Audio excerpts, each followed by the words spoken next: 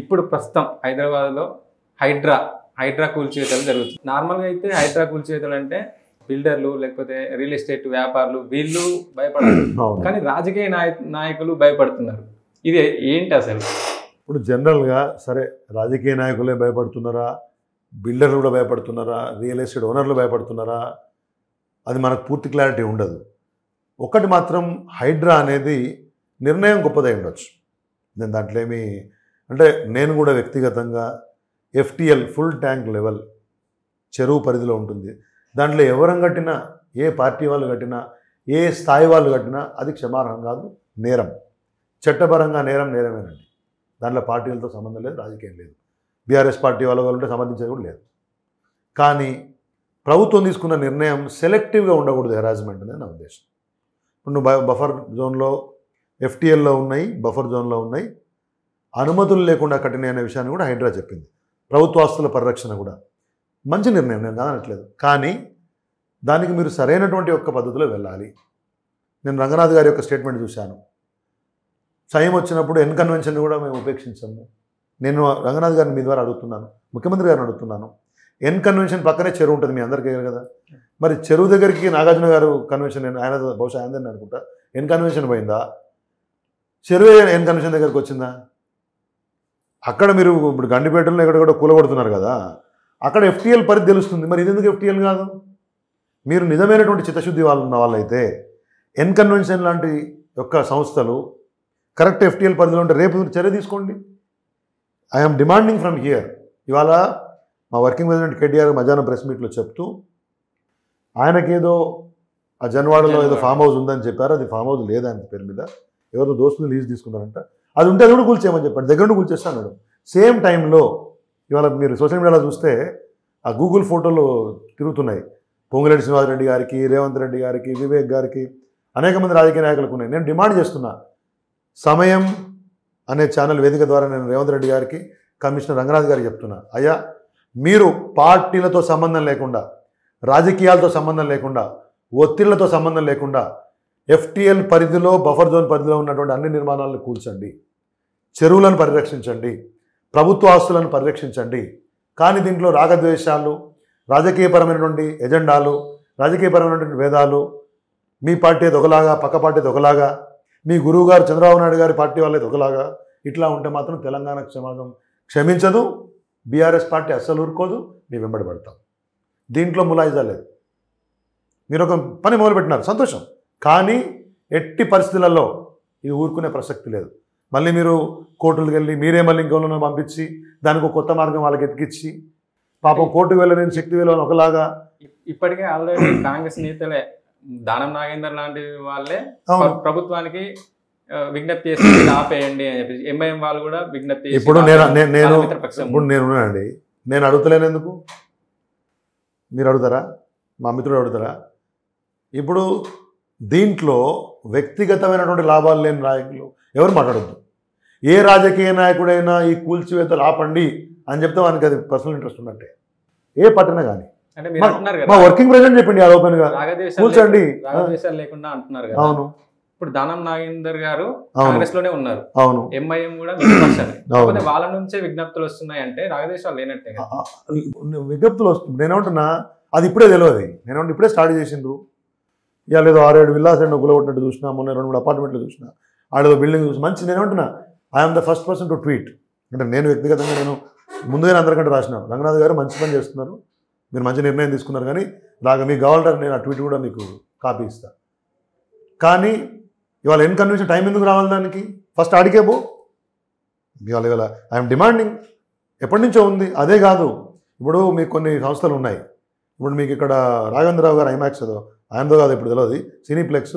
గతంలో ఒక విషయం మాకు తెలియదు, సబ్జెక్టెడ్ టు కరెక్షన్. నా ఉద్దేశం వ్యక్తిగత కక్ష కాదు, అది అంతకుముందు ఏదో స్టూడియో కోసం తీసుకున్నారని దాని తర్వాత కమర్షియల్గా మార్చారని పెట్టారు. ఇట్లా అనుమతులు మిస్మ్యాచ్ చేసినాయి.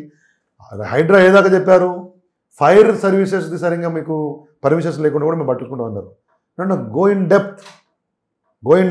దీనిలో డబ్బున్న వాళ్ళు, రాజకీయ పలుకుబడి ఉన్న వాళ్ళు ఏం చూడకూడదు మీరు. If they are against rule, Hydraa పరిధిలో అది కూల్చివేత అయితే you have to go against. Definitely we will appreciate, దాంట్లో సందేహం లేదు. మా వర్కింగ్ ప్రెసిడెంట్ గారు ప్రెస్ మీట్లో చెప్పారండి అలా. అంటే అంతకుముందు కూడా ఈ జన్వాడ ఫామ్ హౌస్ మీద రేవంత్ రెడ్డి గారు అంతకుముందు కూడా కొండ విశ్వేశ్వర రెడ్డి ఇద్దరు కలిసి వెళ్ళి డ్రోన్లు అదొక పెద్ద వివాదంగా జరిగింది. మళ్ళీ ఇప్పుడు సేమ్ దాన్నే తెర మీద తీసుకున్నారు. అంటే దీని మీద లీజ్ కి అంటే బినామీల పేరు మీద తీసుకున్నారు కేసీఆర్, అందుకే వార్తలు వస్తున్నాయి. ఇవాళ కేటీఆర్ ఏం చెప్పిండ్రు, నాది కాదా ఫామ్ హౌస్, మా మిత్రుని అయితే నేను లీజ్ తీసుకున్నా.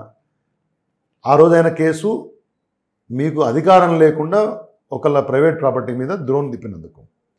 ఇప్పుడు నేనేమంటే వాళ్ళు ఏం చెప్పారు కేటీఆర్ గారు అంటే, అది కనుక అక్రమంగా ఉంటే నేనే దగ్గరుండి గోల కొట్టిస్తా, సేమ్ టైం మీ మీడియా వాళ్ళందరూ రండి, నేను ఏ నాయకులకు ఎవరికి ఎఫ్టీఎల్ పరిధిలో ఏమున్నాయో చూపిస్తా, వాటిని కూడా చర్య తీసుకోమని చెప్పినారు. బీ రెడీ ఫర్ ఇట్ అంటున్నా నేను. ఇదే విషయం మీద వివేక్ గారు కూడా స్పందించారు. నేను నిబంధనల ప్రకారమే కట్టుకున్నా, కాకపోతే బీఆర్ఎస్ ప్రభుత్వం నా మీద కక్షలు కట్టి ఇట్లా చేస్తుంది అని చెప్పేసి మళ్ళీ. నేనేమి ప్రభుత్వం మాది కాదండి, మీదే ప్రభుత్వము. వివేక్ గారా, పొంగిరెడ్డి శ్రీనివాసరెడ్డి గారా, ఇంకోలా ఎల్లయ్య పుల్లయ్య కాదు ఇక్కడ ముచ్చట. ఎఫ్టీఎల్ పరిధిలో ఉంటే ఏ రకంగా అయితే మీరు హైడ్రా నిబంధనల ప్రకారం కూలగొట్టిండ్రో, రాష్ట్రంలో ఇంకనేమంటే రాష్ట్రంలో అన్ని రాష్ట్రానికి ఒకటి పెట్టండి ఈ హైడ్రా లాంటిది పెట్టి అన్ని నగరాల్లో. ఇప్పుడు పేదోడైతే దీన్ని ఆక్రమించుకోలేడండి, బాగా డబ్బున్న వాళ్ళు, పలుకుబడి ఉన్న వాళ్ళే కదా. నేనేమంటున్నా, మీరు చేపట్టిన పనిని పూర్తిగా ఎటువంటి రాజకీయ ఆపేక్ష లేకుండా, సెలెక్టివ్ అప్రోచ్ లేకుండా గో హెడ్ డూ ఇట్. కానీ పేదవాళ్ళు ఎవరు ఉంటే మాత్రం నిబంధనలకు అనుగుణంగా వాళ్ళకి సాయం చేయండి. కొంతమంది ఎవరైనా మోసం చేసి ఎవరన్నా పేదవానికి ఏమన్నా ఆడ అపార్ట్మెంట్ కట్టించో ఇల్లు కట్టించుంటే వాళ్ళకి ఏదో ఒకటి మీరు దారి చూపించాల్సిన అవసరం కూడా ఉంటుంది. కాబట్టి ప్రభుత్వం has to act according to the rules what ever framework you have made. కానీ పేదలకు అన్యాయం జరగకుండా చూడడం అనేది మా ఉద్దేశం. ఇప్పుడు డిస్కషన్ వచ్చింది ఏమని చెప్పి అడుగుతున్నా, ఫ్యూచర్ సిటీ అనేది రేవంత్ రెడ్డి గారు ఏ వేదికకి వెళ్ళినా ఫ్యూచర్ సిటీ అనేది ప్రస్తావిస్తున్నారు. ఫ్యూచర్ సిటీ మీద మీ అభిప్రాయం ఏంటి? ఒకటండి, ఇప్పుడు ఏ ప్రభుత్వం సక్సెసివ్ గవర్నమెంట్స్ అనేటివి కొన్ని కార్యక్రమాలు తీసుకుంటాయి. తీసుకున్న ప్రతి కార్యక్రమాన్ని తిట్టాలనేది నాలాంటి ఉద్దేశం కాదు. ఇఫ్ యువర్ మీ ఆలోచన అనేది ప్రోగ్రెసివ్గా ఉంటే, అభినవ భావంతో ఉంటే, ఆ ప్రాంతాన్ని డెవలప్ చేయాలనుకుంటే మీరు చేయండి. ఇప్పుడు ఏదో స్కిల్ యూనివర్సిటీ అని పెట్టారు, స్పోర్ట్స్ యూనివర్సిటీ పెడతామంటున్నారు, ఏదో 200 అడుగుల రోడ్డు వేస్తామంటున్నారు. నేనేమంటే మేము ఇప్పుడు మా ప్రభుత్వం కూడా కేసీఆర్ గారి ప్రభుత్వం హైదరాబాద్ నగరాన్ని ఒక బ్రహ్మాండ నగరంగా చేశారు. చాలా ప్రాంతాలని ఐటీ హబ్లుగా క్రియేట్ చేశారు. కొత్త ఇనిషియేటివ్ తీసుకున్నారు. 37 ఫ్లైఓవర్లు కట్టారు. నగరం 37-38 ఎస్టీపీలు, సివరేజ్ ట్రీట్మెంట్ ప్లాన్లు ఏ నగరం లేవు, మ్యాక్సిమం కట్టాము. ఎవడైనా మ్యాక్సిమం ఎస్ఎన్డిపిలో నాలాలు అభివృద్ధి చేసినాము, ఎస్ఆర్డిపిలో రోడ్లు అభివృద్ధి చేసినాము, సిఆర్ఎంపీ ప్రోగ్రాం పెట్టి రోడ్లకు ఎక్కడ ఇబ్బంది లేకుండా చూసే ప్రయత్నం చేసినాము. కేసీఆర్ ప్రభుత్వం కొత్త ఇనిషియేటివ్స్ చాలా తీసుకుంది. మీరు కూడా తీసుకుంటే తీసుకోండి. కానీ అక్కడ మళ్ళీ ఇన్సైడర్ ట్రేడింగు, ఆడ మళ్ళీ సొంతదారులకు లాభాపేక్ష ఉండి ఆ రకమైనటువంటి ఫలపక్ష భావనతో చేసేటువంటి కార్యక్రమాలు చేస్తే మీరే బదనాం అవుతారు. ఖచ్చితంగా నగరం పెరిగితే రియల్ ఎస్టేట్ పెరుగుతుంది. రియల్ ఎస్టేట్ పెరగొద్దని కాదు, అన్ని రంగాలు పెరగాలండి. రియల్ ఎస్టేట్ పెరగాలి, కన్స్ట్రక్షన్ పెరగాలి, ఉపాధి కల్పన అవకాశాలు పెరగాలి, కొత్త ఆంటర్ప్రెన్యూర్స్ రావాలి, వ్యాపార అవకాశాలు పెరగాలి, అన్ని వర్గాలకు సమాన అవకాశాలు రావాలి, జీవన ప్రమాణాలు పెరగాలి. దానికి అనుగుణంగా ప్రభుత్వం తీసుకుంటే మేము స్వాగతిస్తాం. దాంట్లో చెడు భావన, మళ్ళీ రాగద్వేషాలు, దాంట్లో బిజినెస్ వ్యవహారాలు ఇవన్నీ ఉండటం వలన ప్రభుత్వమే దెబ్బతింటుంది. అది బయటపడక మానది. కాబట్టి చేసిన ప్రతి విజయాన్ని తిట్టడం అనేది నా ఉద్దేశం. అయితే సీఎం గారు ఎప్పుడు చెప్పినా 3 సిటీస్ డెవలప్ అయినాయి, నిజాం కాలంలో, లేకపోతే నెహ్రూ తర్వాత రాజీవ్ గాంధీ కాలంలో, తర్వాత మళ్ళీ చంద్రబాబు రాజశేఖర రెడ్డి కాలంలోనే జరిగినాయి అని చెప్తున్నారు 3 సిటీస్. మన తర్వాత కేసీఆర్ కాలం ఈ 10 years స్కిప్ చేసేసి ఇప్పుడు మళ్ళీ ఫ్యూచర్ సిటీ అది అది చిన్న మనస్తత్వం. ఒకటండి, 10 సంవత్సరాలు ముఖ్యమంత్రిగా ఉన్నటువంటి వ్యక్తి ఏం చేయలేదు. 4.5 లక్షల జిఎస్డిపి నుంచి 13.5 లక్షల జిఎస్డిపికి వచ్చి 1,20,000 నుంచి 3.5 లక్షల పైగా తలసరి ఆదాయం పెరిగి, విద్యుత్ ఉత్పత్తి పెరిగి, తలసరి విద్యుత్ వినియోగం పెరిగి, నేను చెప్పుకుంటూ పోతే మీకు సమయం సరిపోదు. ఇంత మేరకు అభివృద్ధి జరిగినటువంటి ఒక రాష్ట్రాన్ని పట్టుకొని వారు ఏం చేయలేదు అంటే, అసలు ఈ 3 కమిషనరేట్లు విభజించింది ఎవరండి? హైదరాబాద్ నుంచి, అంతే కదా. ఇప్పుడు ఇన్ని మున్సిపల్ కార్పొరేషన్లు ఏర్పాటు చేసింది ఎవరండి? కొత్త మున్సిపాలిటీలు తీసుకొచ్చింది ఎవరు? కొత్త గ్రామ పంచాయతీలు, కొత్త మండలాలు, కొత్త రెవెన్యూ డివిజన్లు ఇవన్నీ చేసి వీటిని అప్గ్రేడ్ చేసి కొత్త కమిషనరేట్లు. గతంలో ఖమ్మం కమిషనరేట్ ఉండేనా? వరంగల్ కమిషనరేట్ ఉండేనా? రాచకొండ కమిషనరేట్ ఉండేనా? What I'm trying to say, నేనే చెప్పాను, మేము చాలా బ్రాడ్గా ఆలోచిస్తాం.